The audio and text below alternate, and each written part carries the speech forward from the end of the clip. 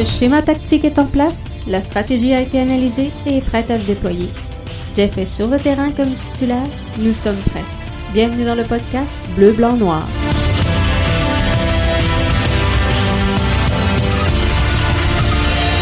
Bonjour tout le monde, bienvenue au podcast Soccer Bleu, Blanc, Noir, édition du 20 janvier 2021. Jeff qui est là avec vous pour vous livrer encore une fois un super podcast ce soir.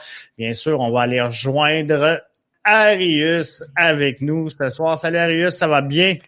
Salut Jeff, bonsoir à tous les auditeurs. Oui, ça va super bien, merci. Excellent. Ce soir, émission spéciale consacrée à la Première Ligue canadienne. Je pense que ça va être super intéressant. Belle ligue, donc ligue à fort potentiel de développement.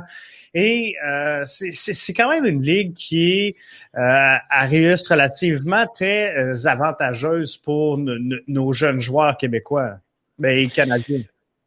Oui, dans le fond, c'est une ligue qui a été créée, fondée en 2017, approuvée par l'Association canadienne de soccer. Et puis, effectivement, comme tu dis, Jeff, c'est une ligue qui est faite pour notre football canadien, donc à travers le pays. On voit que le symbole est très, très significatif et puis c'est une ligue qui a été fondée pour permettre, il y a des objectifs qui sont clairs. Donc, premièrement, l'objectif de développer les joueurs à travers le pays parce que depuis 1986, le Canada n'a pas fait la Coupe du Monde. Et aussi une ligue qui va permettre à ce que éventuellement, il fallait mettre une ligue en place, qu'on atteint ce statut-là qui est la participation à la Coupe du Monde de 2026, où ce qu'on va avoir des grosses attentes des amateurs footballistiquement parlant. Donc, la Ligue a été mise sur pied premièrement pour ces deux premiers objectifs-là qui étaient très clairs dès la création de cette Ligue-là. On a je regardais les Wanderers du côté de Halifax qui s'en vont en camp de détection, signent une entente avec Soccer Nouvelle-Écosse pour justement développer son soccer local. Et tu sais, encore une fois, on voit que c'est des pas dans la bonne direction pour justement cet horizon-là, 2026, et le développement de nos joueurs. Oui, et on s'en va vraiment vers la bonne direction. Écoute, quand on voit Halifax qui fait des partenariats comme ça avec la Nouvelle-Écosse, donc le football amateur de la Nouvelle-Écosse, un peu dans le même sens, l'arrivée de l'Impact dans la MLS, on a vu l'académie qui s'est installée dans notre football amateur. Donc, c'est un peu le rôle des équipes professionnelles.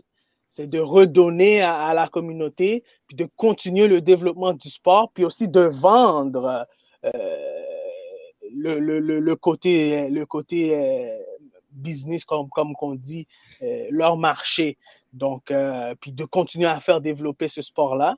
Puis à Halifax, je pense que ont une belle opportunité de permettre à ce que la Nouvelle-Écosse continue à développer leurs joueurs. Il y a plus des milliers de joueurs qui sont impliqués dans le programme, qui vont être impliqués dans le programme. Et puis, comme on s'en est déjà discuté, donc ils veulent mettre sur pied une équipe U23, mais c'est pour permettre à des 15 ans, 16 ans, 17 ans d'avoir des minutes de jeu puis de continuer leur développement. Parce que ce que j'ai compris, c'est que dans cette équipe-là, U23, elle sera pas dans une ligue. Cette équipe-là va faire des matchs d'exhibition, ce que je comprends, à travers tout le Canada. Et voilà. Le but, c'est clairement de stimuler les joueurs de foot et leur donner une fenêtre d'ouverture pour l'avenir. Ce qui est bonne nouvelle à mes yeux, c'est que cette équipe-là, U23, qui sera constituée du côté d'Halifax, elle sera gratuite et sur invitation. Donc, c'est vraiment une belle fenêtre d'ouverture là pour ces jeunes-là.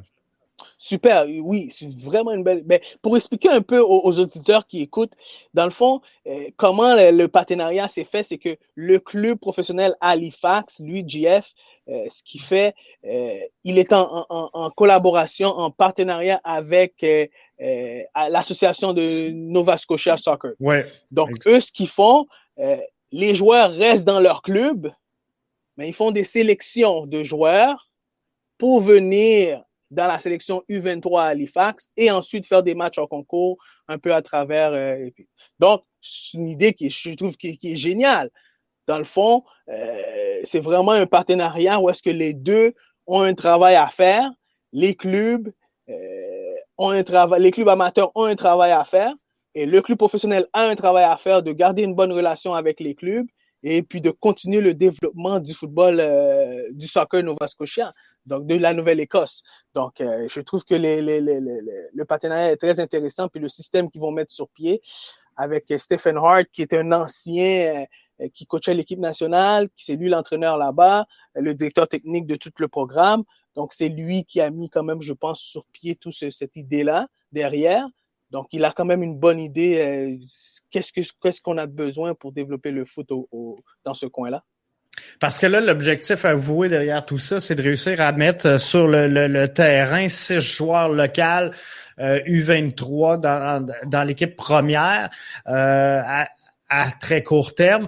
Donc ça, c'est une bonne chose. Et Halifax, sans dire qu'ils sont isolés, présentement, c'est la seule équipe qui est vraiment dans l'Est, voire même dans les Maritimes. Donc, ce bassin de joueurs-là, présentement, n'a pas une grosse fenêtre sur le reste du Québec là, et de la Fédération canadienne. Donc, c'est bien qu'on ait ce genre d'événement de détection pour amener des joueurs vers Halifax. Bien sûr, comme tu le mentionnes très bien, Jean-François, ils sont isolés dans leur coin. Puis, il y a plus de 20 000 joueurs quand même impliqués. Quand même, c'est beaucoup, là. 20 000 joueurs impliqués dans le foot. Donc, il faut leur donner une avenue. Il faut leur donner une route de sortir. Puis, c'est ce qu'on a discuté un peu dans notre coin, dans le Bas-Saint-Laurent. On est un peu dans la même situation. Ouais. Donc, il faut exposer nos joueurs à l'extérieur pour leur permettre de voir autre chose, puis de voir qu'il y a d'autres possibilités que de réussir à travers le monde. Donc, si on voit bien depuis le début de cette ligue qui s'en va sur sa 3e année, ben il y a des belles choses qui se passent. Puis je pense que ça devient très intéressant pour le développement du foot à travers le pays. Je pense que oui, ça devient super intéressant. Il y aura quelques ajustements la saison prochaine en CPL. Entre autres, les joueurs devront, les U21 gagnent 500 minutes de jeu par match, par saison. Donc, on devait présentement jouer 1000 minutes minimum de U21 et moins. Ça sera maintenant 1500. C'est un avantage ou pas? Parce que si je regarde, Arius, là, les statistiques des équipes, ils étaient déjà toutes supérieures à 1500. Donc, est-ce que vraiment on ouvre la porte à plus de visibilité de ces jeunes joueurs-là ou on fait juste nuire au U23? Non, je pense que dès le début, l'idée d'avoir mis sur pied cette règle-là, c'était justement pour que les clubs réfléchissent plus à long terme qu'à court terme. Parce que si je reviens un peu dans la création des ligues ici au Canada, Jean-François, ça n'a pas fait de grand fureur. Si on regarde le Supra dans le passé, une ligue qui a duré pas loin de 4 ou 5 ans, après ça, elle a fait faillite. On avait la CPSL aussi, que moi j'ai eu la possibilité de jouer dans cette ligue-là, qui avait beaucoup de pays et beaucoup de villes impliquées, qui je trouvais très intéressé dans ce temps-là. Puis Montréal avait une équipe dans ce temps-là, c'était les Dynamites de Laval. Puis Tony Nkolingo, qui était ton invité, faisait partie d'un des propriétaires de cette équipe-là. Donc, lui, il pourrait t'en parler un peu plus dans le passé. Tu pourrais lui, si vous avez la chance de vous recroiser. Mais, comme je vous dis, c'est une ligue, on voit cette ligue elle est là pour y rester, puis j'espère qu'elle est là pour y rester, et pour permettre à ce que des joueurs U21, puis encore là, on dit U21, mais c'est des joueurs de 15, 16, 17, 18, 19. Puis ça devient très intéressant pour ce gap de joueurs-là. Où est-ce qu'au Québec, nous, on a un gros problème pour ce gap de joueurs-là qui décroche de notre sport. C'est ça. Nous, on a le sport scolaire, sport-études. Après ça, c'est pas tout le monde qui va gravir dans le système scolaire. Donc, aller soit au collégial ou encore universitaire. Voilà. Donc, la seule haute porte, c'est la PLSQ là, pour ces jeunes joueurs-là au Québec présentement. Voilà, c'est la PLSQ. Et si on revient dans notre petit coin à nous, le Bas-Saint-Laurent, bon, ces joueurs-là, bon, effectivement, ils vont quitter pour aller étudier à l'extérieur. Bon, s'ils ne jouent pas Division 1 au collège ou ils décident de vouloir jouer PLSQ, ben, ils doivent quitter la région pour aller jouer au PLSQ. Encore là, est-ce que le club, lui, il est prêt à aider un joueur qui vient de l'extérieur, qui ne connaît pas du tout? Est-ce qu'il est prêt à investir dans ce joueur-là? Donc, c'est toute une panoplie de situations qui arrivent, ou est-ce qui devient des fois démotivant pour le joueur, qui veut continuer à se développer, puis qui veut aller à l'autre niveau.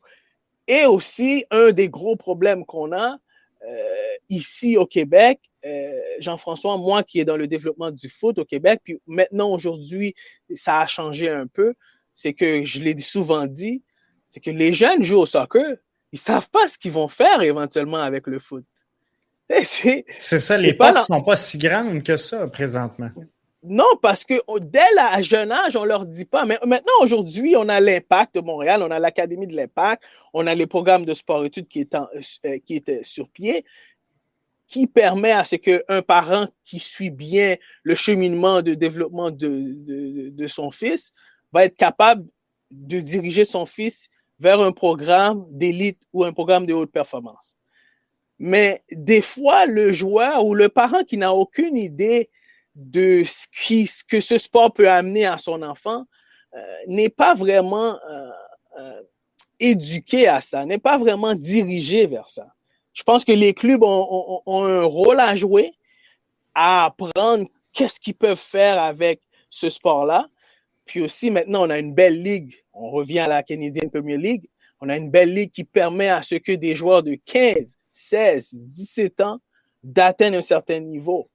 Donc, quand on commence la compétition à 10, 11, 12 ans, ben, d'ici 3-4 ans, on peut déjà atteindre un niveau professionnel. Donc, tout est possible aujourd'hui avec cette nouvelle ligue.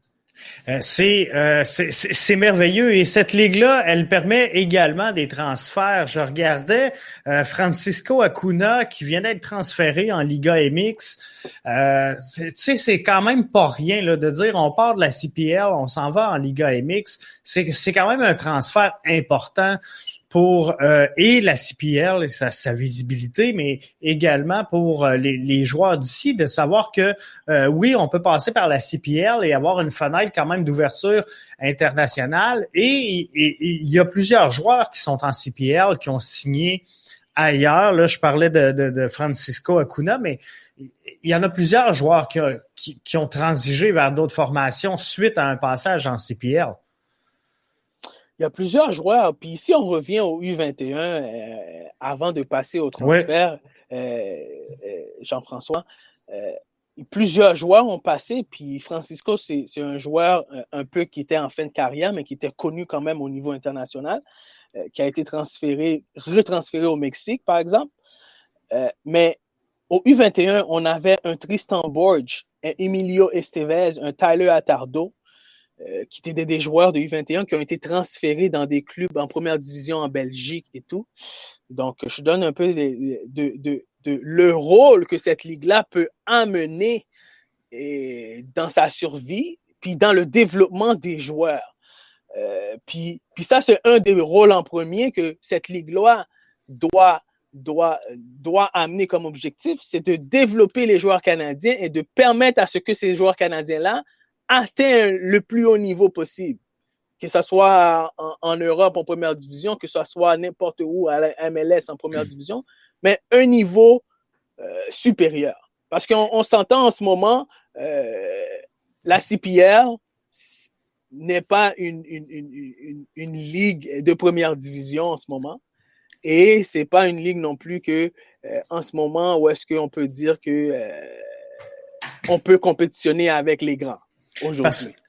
Parce qu'au Canada, présentement, elle est reconnue comme une ligue, je vais dire de première division, parce que c'est la plus haute, le plus haut niveau de compétition qu'on peut jouer dans une ligue canadienne. Il faut comprendre que les gens qui suivent plus ou moins vont dire « Ouais, mais le CF Montréal évolue en MLS. » Oui, mais le MLS est un championnat américain et non canadien. Donc, au Canada, la première division, présentement, c'est la CPL. C'est la CPL, oui. Et c'était ça ma prochaine question, Arius. Tu sais, comment elle doit se développer, la CPL?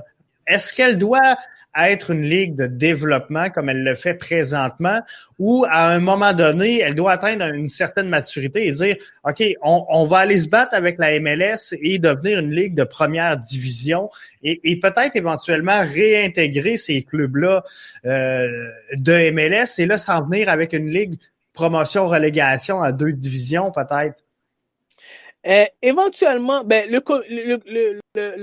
éventuellement, en ce moment, bon, pour répondre à ta question, Jeff, tout de suite, est-ce que c'est une ligue de première division? Moi, personnellement, je crois que non. C'est une ligue de développement. Oui, c'est une ligue de développement, mais oui, ça représente la première division ici au Canada. Nous avons 8 équipes dans la ligue. Ça touche pas nos 9 provinces. Donc, déjà, au Québec, je trouve pas ça normal qu'on n'a pas une équipe, qu'on n'a pas d'une équipe dans la ligue. Donc, à partir de là, est-ce que c'est une ligue qui attend à ce que, qui veut s'assurer que aussi que les propriétaires ont quand même assez les fonds financiers d'argent pour pouvoir s'investir dans une ligue comme ça parce que c'est une ligue de développement, c'est une ligue qui est en plein développement. C'est une ligue qui va avoir des pertes d'argent parce que c'est inconnu pour certaines personnes. C'est une culture à installer. Il y a un côté marketing aussi qui doit être très investi, mis en place. Donc, déjà dans la deuxième année, j'ai trouvé fantastique qu'ils ont pu quand même eu un petit tournoi, une petite saison, une mini-saison. Donc, je vois déjà que c'est une ligue que dès qu'ils ont mis la création de cette ligue, ils ont pris 2 ans avant le début de la saison. Donc, ils se sont assurés qu'il y avait déjà les fonds pour pouvoir garder cette ligue-là en vie. À partir de là, moi,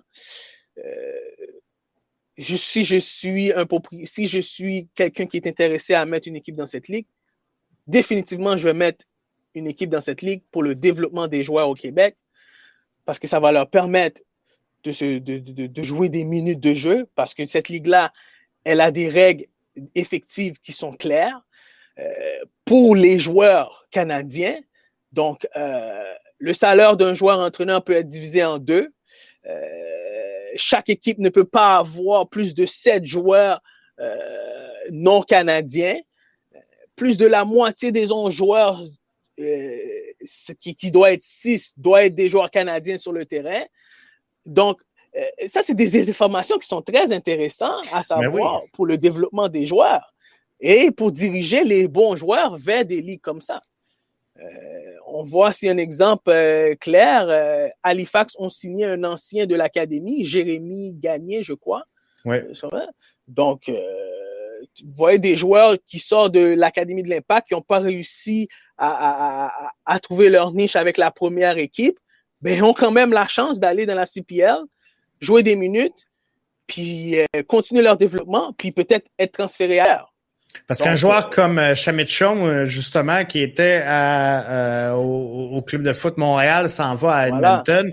Donc, tu sais, ce n'est un bel exemple. Ça m'étonnerait pas que d'ici peu, on annonce qu'un joueur comme, par exemple, Anthony Jackson-Hamel fasse un saut en CPL. Je pense que ça pourrait continuer dans cette direction-là pour lui. Mais visiblement, ça prend. On peut pas être une ligue canadienne et ne pas être représenté dans au moins tous les provinces et territoires. Donc, il faudra arriver éventuellement avec une formation en sol québécois. Et là, la question, c'est de savoir, c'est quoi le bon marché pour la CPL? Est-ce que c'est Québec ou est-ce que c'est Montréal? Et Montréal, le fait qu'il goûte à la MLS, moi, je pense que ça va être difficile de rentabiliser un projet soccer à Montréal, peut-être un petit peu à l'extérieur, fait que Laval ou des choses comme ça. Québec, un excellent marché. Par contre, je pense un peu comme tu disais tantôt, ça va prendre des gens sérieux qui sont capables d'investir des fonds parce que le temps de faire connaître le produit, de le vendre, et on l'a vu au football avec le Rouge et Or qui connaît un achalandage monstrueux. À toutes les années, c'est plein le stade du Pep Stellus pour aller voir le football du Rouge et Or, mais ça a été long à construire. On a eu des gens qui y croyaient, des gens qui ont mis beaucoup d'argent, mais aujourd'hui, c'est un produit que la Ville de Québec se passerait pas. Donc, il faut y croire, il faut investir. Mais moi, personnellement, je pense que Québec serait un plus beau marché que Montréal, vu que Montréal a l'Impact de Montréal. Ben, le club de foot Montréal. Club de foot Montréal. Les sujets sont très intéressants ce soir, Jean-François. Très intéressants. Puis, en passant, Jean-François, pourquoi pas les deux? Pourquoi pas les deux? La rivalité Montréal-Québec, ça serait fou. Exactement. Donc, pourquoi pas les deux? Donc, moi, je dis, connaissant le foot au Québec, il y a de la place pour les deux. Et il y a de la place même pour l'Impact et une équipe de la CPL. Encore une fois, si on revient au développement du foot, c'est pas tout le monde qui va jouer avec l'Impact. Mais il va avoir la chance pour des joueurs qui sont pas été pris dans la philosophie de l'Académie de l'Impact, mais de jouer pour une équipe, que ce soit Montréal ou Québec, ou que ce soit Calgary, que ce soit Hamilton, que ce soit Winnipeg, mais que ce joueur-là, au moins, il a cette option-là. Parce qu'aux États-Unis, il y a plusieurs ligues professionnelles et à chaque niveau, et comme j'ai dit, il y en a pour. C'est sûr que la population est beaucoup, et tout. Mais au Canada, je pense qu'il y a de la place pour une ligue canadienne première division et pour avoir des équipes comme Montréal qui est dans la MLS et aussi pour avoir une équipe dans la CPL. Parce que les joueurs ont besoin de jouer et ont besoin des portes d'ouverture pour jouer au soccer. Et est-ce que la CPL peut se faire jouer un tour où, à tout le moins, on sait que la MLS va avoir un projet d'MLS Next ou en tout cas une ligue U23 du côté de la MLS. On sait que l'Impact, le CF Montréal a annoncé qu'ils auraient leur équipe dans cette ligue MLS U23. Est-ce que ça peut nuire ça, par exemple, à l'implantation de la CPL? Si, par exemple, Montréal disait, nous, on va implanter cette formation U23 du côté de Québec, est-ce qu'on vient pas de tuer un peu le projet CPL? Parce que non, la CPL peut pas avoir de lien avec la MLS, hein, je pense, dans la structure. Dans la structure, non. Ils peuvent avoir des prêts de joueurs, mais ils peuvent pas, comme par exemple, être club-école. Voilà, exactement. Ils ne peuvent pas avoir ce lien-là parce que c'est deux ligues différentes, complètement différentes. Et ils peuvent avoir des partenariats, par exemple, je crois. Par contre, un peu comme Atlético. Atlético, exactement, puis Ottawa, exactement. Donc, pour en venir un peu au développement, je ne crois pas. Parce que, par exemple, si je prends une ville comme Montréal, il y a un stade, que ce ne soit pas le stade Saputo, où est-ce que ça va coûter super cher pour les louer, ou le stade olympique, Mais il y a le stade Percival, où est-ce que les Alouettes jouent. Je pense qu'un stade ben oui, le Percival Molson, je pense que c'est un stade qui est très abordable, puis que si, c'est cette expression-là que je cherchais tout à l'heure, si les propriétaires ont les reins assez solides, ben, je pense qu'ils vont être capables de fournir un beau service puis un beau spectacle dans le stade Percival Molson. Et comme tu parlais tout à l'heure des Rouges et Or, ben, je pense Québec, le stade des Rouges et Or, pourrait très bien fournir un beau spectacle pour la CPL aussi.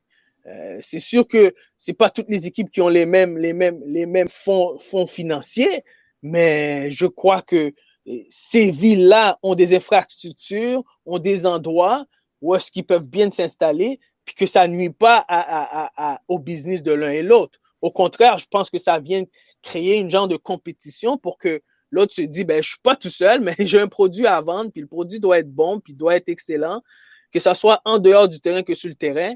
Ben, c'est comme ça qu'on a des fans, puis c'est comme ça qu'on a un bon service, c'est comme ça qu'on a des partisans. Et est-ce qu'on pourrait faire, selon toi, Rius, des regroupements afin de voir naître justement des formations? Là, on parle de Québec, on parle de Montréal, qui sont quand même des gros marchés. Tu sais, je vais parler pour nous, là, mais à Rivière-du-Loup, ça serait peut-être impensable de tenir et de faire vivre une équipe de la CPL, mais est-ce qu'on pourrait avoir des regroupements, dire, nous, on veut une équipe de l'Est du Québec, par exemple, à Rivière-du-Loup, qui va piger dans le bassin Gaspésie, Rimouski, Desjely, pour dire, OK, on a une équipe CPL, on va prendre le bassin de l'Est, ou encore, par exemple, Saguenay, qui pourrait aller jusqu'à Bécomo, cette île, peut-être, pour se faire une formation. Est-ce que ça serait viable, selon toi? Je dirais que tu es un visionnaire, hein, Jean-François, je crois. Il faudrait ça. Il faudrait ça. Écoute, Jean-François, l'idée, elle est excellente. Par contre, est-ce qu'on a la culture? Est-ce qu'on a assez de fans? Personnes, de fans? Il faudrait faire peut-être une étude de marché pour voir à quel point les gens sont intéressés vers le foot, puis à connaître la culture du foot. Dans l'Est du Québec, par exemple. Hein? Si on part de Montmagny jusqu'à en Gaspésie, si on fait une étude de marché, ça pourrait peut-être nous donner une idée. Mais par exemple, je pense que tant autant, on a tous un rôle à jouer dans l'éducation de la culture du foot au Québec.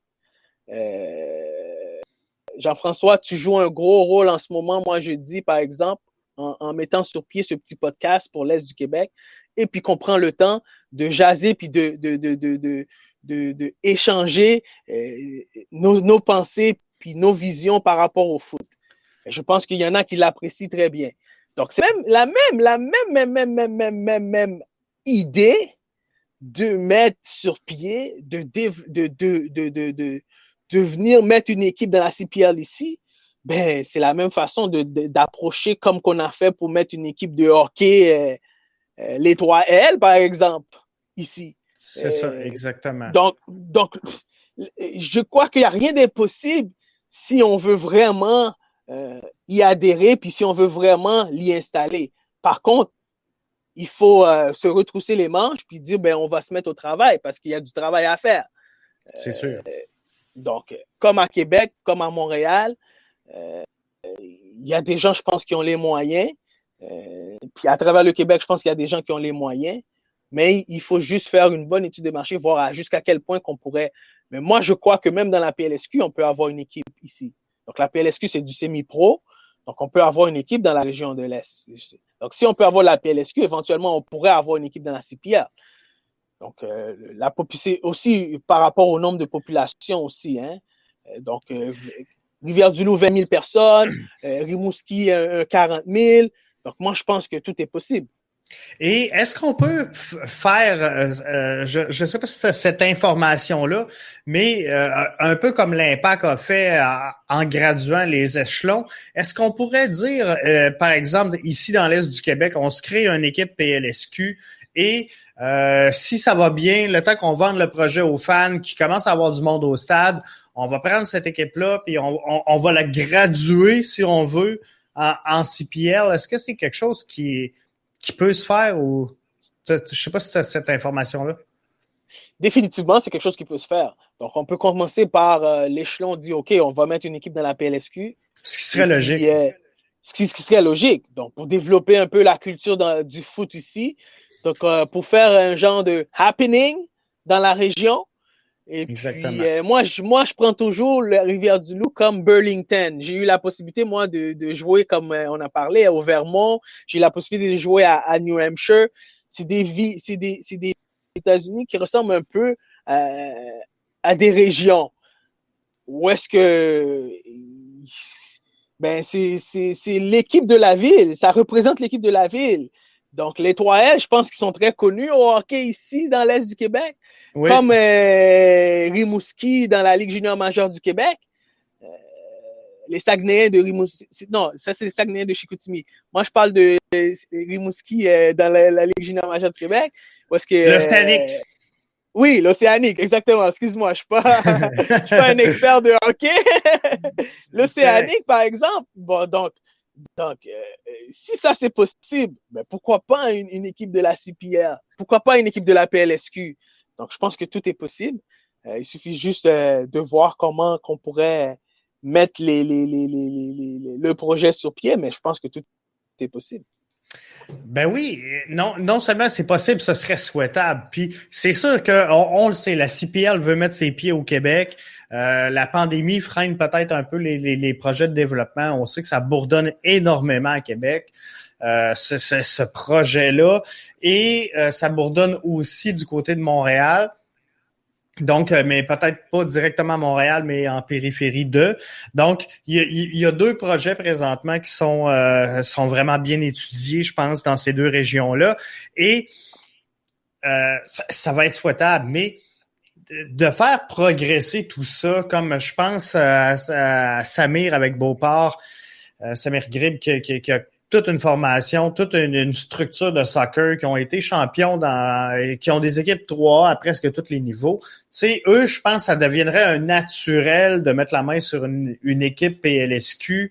Et c'est à peu près tous les marchés, selon moi, qui ont des formations en senior 3A, ils pourraient quasiment accéder à la PLSQ là, avec un peu de vouloir.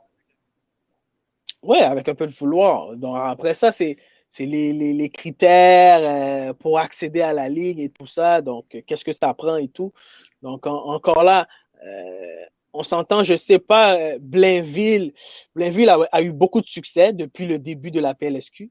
Je sais pas comment vraiment ça fonctionne. Il faudrait vraiment que je fasse une petite recherche pour voir comment ça fonctionne puis qu'on revient sur ce sujet-là. Mais ils ont eu quand même, depuis le début de la ligue, ils ont quand même eu un beau succès. C'est un produit qui est très, très bien vendu à travers la ville, puis dans le club, et même dans la région. Donc, on s'entend, les gens des Laurentides ne veulent pas tout le temps descendre à Montréal pour aller voir un match de soccer de qualité. Ben, s'ils peuvent aller à Blainville, ben, pourquoi pas? Donc, c'est un peu genre qu'est-ce que je disais, il y en a pour de tout. Donc, c'est pas tout le temps que je veux aller au stade Saputo pour aller regarder un match de soccer. Donc, je pourrais aller voir un match de soccer ici au Cégep, puis je vais être satisfait aussi. Donc de la PLSQ, quoi que ce soit. Tant autant qu'on est capable de mettre un beau produit sur pied sur le terrain et qu'il y a un beau spectacle, je pense que les jeunes qui commencent, qui débutent dans le foot, vont avoir le goût de continuer à jouer le foot, vont avoir le goût de regarder le foot, vont avoir au moins c'est quoi la culture du foot. Donc, c'est tranquillement, il faut installer certaines cultures un peu partout à travers le pays puis à travers la province pour continuer à faire encore développer. Aujourd'hui, c'est le sport le plus pratiqué au Québec, hein, même plus que le hockey. C'est ça, donc il y a de la place pour le développement et moi je pense que ce qu'on doit chercher, c'est on parle beaucoup de flocons dans l'entourage du CF Montréal, mais ce qu'on doit chercher justement, c'est l'effet boule de neige. Si s'il y a des équipes de PLSQ qui poussent un peu partout, puis on a deux équipes en CPL, on a le CF Montréal en MLS, c'est là que on habitue les jeunes à consommer, à regarder, puis les fans également à s'approprier cette culture foot-là que on n'arrête pas de parler puis qu'on essaie de développer justement. Donc l'abondance du produit de haut niveau va faire en sorte que les gens vont adhérer. Fait qu'il faut promouvoir ça. Il faut promouvoir ça. Aujourd'hui, Jean-François, si tu sais combien de jeunes qui est prêt à tout donner et à tout payer, et les parents aussi qui sont prêts à les supporter pour réussir au niveau professionnel. Donc, ils sont limités. Nos joueurs aujourd'hui sont limités. Et aujourd'hui, on parle du foot en général, mais on parle même pas vraiment du foot féminin. On parle beaucoup du foot masculin, de la CPL, puis tout ça, mais imagine-toi aussi, même du côté du foot féminin aussi. C'est encore plus dur, je pense. C'est encore plus difficile encore pour le développement de ces jeunes joueuses qui arrivent et puis que peut-être un jour, qui espèrent d'être la prochaine Christine Sinclair, mais qui n'a pas les moyens ou le chemin possible ou les gens pour le diriger vers ce cheminement-là. Et puis qu'effectivement, à la fin, après une couple d'années, mais on voit ces jeunes-là décrocher notre sport parce qu'ils n'ont pas la motivation qu'il faut. Espérons qu'une grande région comme Laval pourrait aussi mettre une équipe. On parlait de Montréal, mais j'espère qu'une grande région comme Laval aussi pourrait mettre une équipe dans la CPL. Donc, il y a des grandes régions au Québec, je pense qui devraient commencer à réfléchir à investir dans le sport. Et puis, je pense qu'il y a beaucoup de gens qui ont les moyens d'investir dans le sport et pour continuer de garder notre société en bonne santé. C'est ça. Il y a des retombées, je vais appeler ça des dommages collatéraux positifs de tout ça. Si la population est active, si nos jeunes bougent, sont pas sur le manette devant les écrans, puis sont pas en train de glander en bas dans le sous-sol. Fait que voilà. Ça, c'est une bonne chose, c'est une bonne nouvelle. Donc, il faut supporter tout ça. Il y a quand même plusieurs formations donc en CPL présentement. La CPL qui espère avoir une saison. On le sait, avec la COVID, ça sera pas facile. On souhaite beaucoup de succès à la CPL. Je ne sais pas si ça va être le même principe de bulle que l'an passé, mais je pense qu'ils ont relativement bien fait. Ouais, ils ont relativement très bien fait. Écoute, il y a eu un super de championnat, puis par la suite, il y a eu un championnat de 7 matchs. Et puis après ça, les 4 premiers ont joué un petit tournoi à la ronde. Et puis on a vu Forge, encore une fois, qui a remporté le titre pour une deuxième année de suite. Et puis Calgary qui a fini en deuxième place. Puis Halifax, l'année avant aussi, je pense qu'il avait fini en deuxième place. Mais c'est une ligue de 8 équipes avec Atlético Madrid qui est rentré en 2020 et Bottigny qui a commencé avec 7 équipes. Il y a Calgary, Edmonton, Halifax, Winnipeg, York dans la région de Ontario, Forge dans la région d'Hamilton et Pacific dans la région de Colombie-Britannique. C'est une petite île dans la région de Colombie-Britannique. Donc, j'aimerais ça voir un drapeau du Québec. Ça serait vraiment plaisant. Puis, tu sais, quand on pense qu'il va y avoir quand même la finale du championnat canadien, le Forge FC qui va affronter Toronto FC. Donc, ça, c'est une bonne chose aussi, là, justement, pour ces joueurs-là. Pour certains d'entre eux, là, c'est vraiment un grand moment, là. Grand moment, belle visibilité pour la Ligue. Et c'est le rôle de la Ligue de promo. C'est de cette façon-là que la Ligue va avoir un certain standard et puis aussi une certaine stabilité, puis une certaine reconnaissance aussi. Parce que tu parlais tout à l'heure de Anthony Jackson-Hammer. C'est le temps d'amener un Anthony Jackson-Hammer dans cette ligue-là parce qu'il a joué longtemps dans la MLS, malgré qu'il n'était pas titulaire tout le temps, mais il a quand même un bon vécu. Il a joué pour l'équipe nationale. L'équipe A, il a joué des matchs, donc il a été titulaire. Donc, pourquoi pas un Anthony Jackson-Hammer? Et pourquoi pas un joueur de fin de carrière qui vient de la MLS puis qui vient finir sa carrière dans la CPL? Donc, tout ça, c'est possible. Puis, pour la visibilité, encore une fois, de la Ligue, puis aussi pour continuer le développement de cette ligue-là et aider aussi du foot dans le pays, à travers le pays.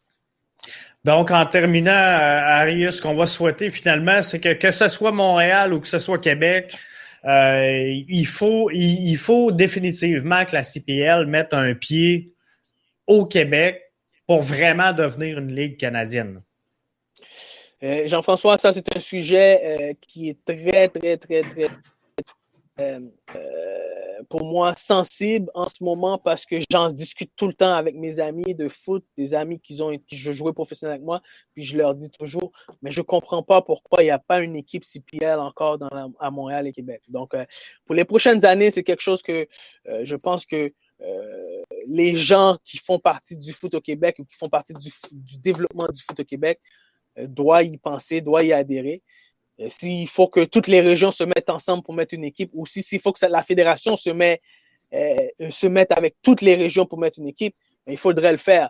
Parce que, encore là, c'est des jeunes joueurs qu'on prive de continuer leur développement et puis de leur permettre une certaine exposure pour pouvoir aller à l'autre niveau, puis qu'on nuit beaucoup. Écoute, je vais prendre un exemple rapidement avant de te laisser aller, Jeff. Ouais. Pacifique. FC, on parlait des 1500 minutes qui ont été rajoutées cette année pour la CPL. Pacifique FC a au total 13 532 minutes. Donc, eux là, ils ont compris c'est quoi le développement. Donc, eux là, plus que la moitié de leurs joueurs, c'est des joueurs qui ont 17 ans, qui ont 18 ans, qui ont 15 ans, qui ont 16 ans. Donc, eux, ils sont partis avec une philosophie, on s'en va vers le développement, puis ça va être bon pour un certain nombre d'années. Et ça se reflète aussi au niveau de la MLS, parce que si on regarde la saison dernière, Marc Dos Santos avec le Whitecaps de Vancouver en MLS alignait sur son terrain énormément de joueurs de talent canadiens. Donc, c'est une des formations à travers le circuit qui a le plus de joueurs canadiens, sinon le plus. Je pourrais pas confirmer, mais on l'a vu, Marc Dos Santos, il a fait énormément de travail avec des joueurs canadiens cette saison. Énormément, mais je pense que Vancouver, je pense qu'une fois qu'Alphonso Davies avait été transféré et tout, et puis après qu'ils ont essayé essayer d'aller chercher le titre, bon, ça n'a pas fonctionné. Ils ont décidé dans les prochaines années qu'ils allaient vraiment se tourner vers le développement. Et on a vu que c'est une équipe très jeune, comme tu m'as mentionné, et qui est sur le terrain. Et puis que ces jeunes-là sont en train de gagner beaucoup d'expérience. Et que l'année prochaine, Vancouver va être une équipe mieux formée et puis beaucoup plus prête à la compétition. Donc, on voit que c'est du développement à long terme. Puis, il y a des clubs qui sont prêts à ça. Puis, si les partisans sont prêts à ça aussi, pourquoi pas? Donc, si on est très clair avec les partisans, pourquoi pas? Donc, le sport, c'est ça. Il y a un moment pour le développement, puis un moment pour aspirer au titre. Donc, il faut mettre il faut mettre ces moments-là sur pied. Il faut mettre ces objectifs-là, ces projets-là sur pied pour pouvoir atteindre ces objectifs-là. Et je pense qu'on va l'avoir. Je pense que si c'est pas cette année à cause de la pandémie, 2022, on devrait être bon pour avoir une équipe CPL au Québec. En tout cas, on va se le souhaiter. Puis je demandais l'avis du public aujourd'hui parce que je sais que ça se fait dans d'autres ligues. Je sais que ça se fait également en CPL. D'avoir une équipe qui appartient donc aux gens. Et je faisais un sondage Twitter aujourd'hui à savoir si on créait un genre d'événement comme J'ai ma pelle ou J'ai ma place qu'on a fait pour le retour des Nordiques de Québec dans la grande région de Québec et qu'on voulait créer un consortium où 49% des parts d'un club CPL appartiendraient au public. Et là, je disais, si on vend 4900 parts à 1000 $, êtes-vous prêt à investir? Puis, j'ai au moins 50 réponses positives. Donc, je suis déjà à 50 000. Fait que c'est sûr que on va gratter ça, puis on va essayer de faire développer ça, quitte à donner tout ça justement au groupe qui sera derrière là cette formation-là. Donc, on va essayer de soutenir un projet comme ça, mais je vais vous revenir là-dessus avec un podcast plus en détail là-dessus. Mais je sais que ça se fait. Il y a des équipes comme ça qui sont propriétés donc du fan club à la hauteur de 49%. Donc, je pense que Calgary, je pense que elle appartient. Je pense qu'il y a un petit pourcentage qui appartient à la communauté. Exactement. Puis, il y a deux équipes. Je me souviens pas la deuxième, mais je sais qu'il y a deux équipes qui sont un peu sur ce principe-là du côté de la CPL. Puis ailleurs dans le monde, là, ça se fait à plusieurs endroits. Donc, c'est une avenue qui mérite. Exemple.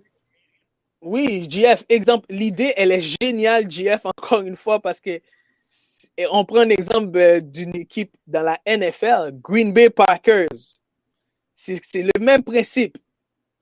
Donc, il y a la ville, c'est les citoyens de la ville, ils ont une grosse action dans l'équipe qui leur appartient. Donc, à partir de là, je pense que tout est possible. Ben oui, parce que là, les gens se sentent impliqués, les gens embarquent dans le projet, puis ils veulent justement voir le projet se développer. Donc, moi, je pense que c'est une idée qui mérite en tout cas d'être évaluée, d'être approfondie et qui pourrait faire du chemin. Ça te donne déjà une bonne idée, hein? Est-ce que tu fais? Super. Ouais, excellent. On clore ça là-dessus?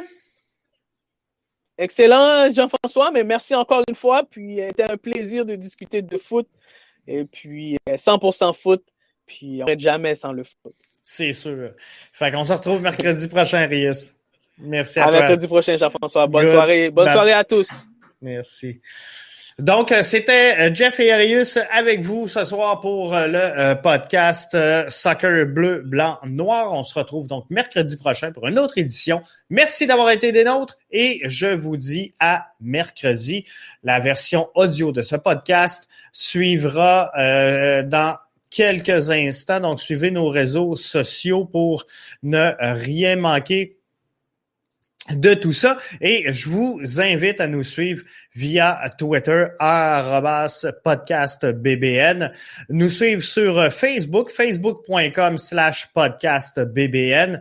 Et je vous invite également à devenir membre premium pour ne rien manquer de notre contenu et obtenir du contenu exclusif, des émissions exclusives, des émissions version allongée, des émissions behind the scene, voir comment on prépare tout ça ici.